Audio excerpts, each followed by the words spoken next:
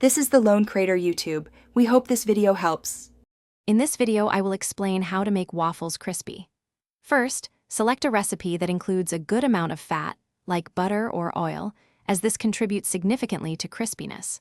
Also, ensure your waffle iron is thoroughly preheated before you pour in any batter. This initial heat is crucial for a quick, crisp crust. Finally, consider separating your egg whites and whipping them to stiff peaks before folding them into the batter for a lighter texture. For an extra crispy texture, incorporate 1 tablespoon of cornstarch or rice flour into your dry ingredients.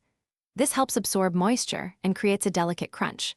Some recipes also suggest using sparkling water or club soda for a lighter, airier batter.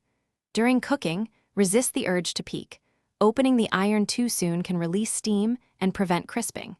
Cook until the waffle is golden brown and steam no longer escapes from the sides. Once cooked, immediately transfer your waffles to a wire rack. This allows air to circulate around them, preventing steam from making them soggy. Never stack hot waffles, as trapped steam will quickly soften them. If you're making a batch, you can keep them warm and crisp in a 250-degree Fahrenheit oven on a wire rack for 5 to 10 minutes.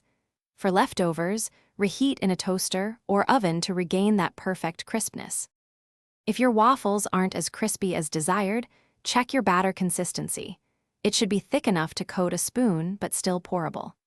A clean waffle iron also ensures even heat distribution and prevents sticking. Don't be afraid to experiment with different recipes and techniques to discover what works best for your preferences and equipment. With these tips, you'll be enjoying perfectly crispy homemade waffles in no time. Thanks for watching. Consider subscribing if we helped you.